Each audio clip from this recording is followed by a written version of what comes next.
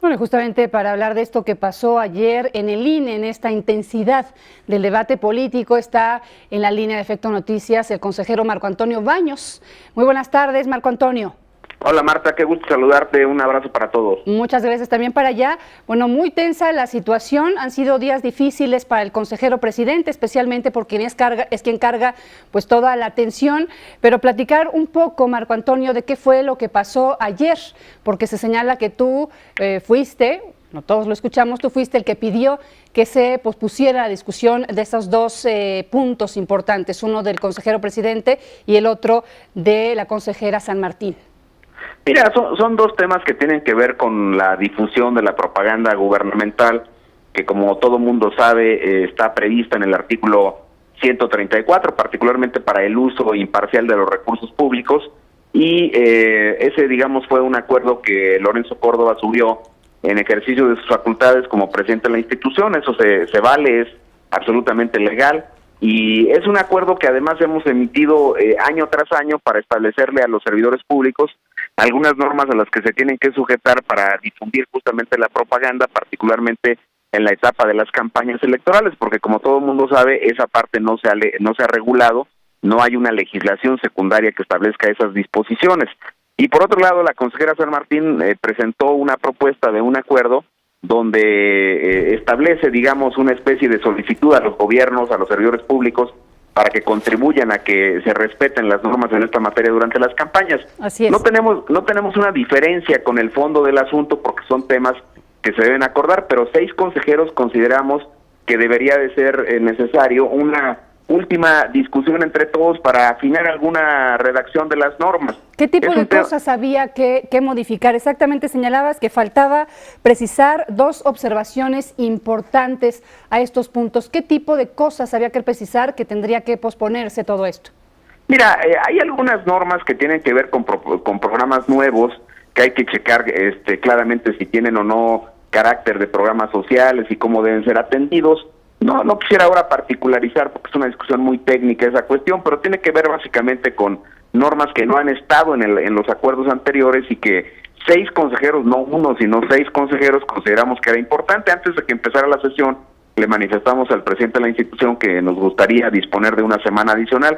No creo que se genere ninguna situación indebida porque las campañas electorales van a empezar hasta el día 5 de abril. Entiendo que requiramos emitir estas normas con cierta urgencia, pero insisto, había un margen de tiempo razonable, tampoco se dijo no se aprueben, y esto generó una tensión ahí con los partidos que creyeron que la institución tenía que aprobarlo el día de ayer. No es nuevo el hecho de que los partidos generen algún esquema de presión a la institución con este tipo de cuestiones. Cuando, por ejemplo, se aprobaron las normas para los debates de los candidatos presidenciales en 2012, los partidos fueron los que pidieron más tiempo para discutir los acuerdos y se salieron de la sesión pretextando que no había habido tiempo suficiente para discutir las normas. Entonces, si los partidos, por ejemplo, plantean una situación así, pues me parece que los consejeros electorales igual tienen derecho a terminar de discutir los temas. Insisto, no advierto que se genere un efecto como se dijo ayer por parte de los partidos, ni tampoco veo que una decisión que tiene que ver con normas a las que se van a sujetar gobernantes de todos los partidos, no de uno solo. No beneficia y no perjudica en lo particular a un gobernante o a un partido político, sino a todos. Entonces, me pareció que era necesario que lo pudiéramos discutir con mayor amplitud y por eso presenté la propuesta. ¿Esa sería tu respuesta al señalamiento que se vuelve a poner sobre la mesa de que tú respondes a intereses del Partido Revolucionario Institucional, Marco?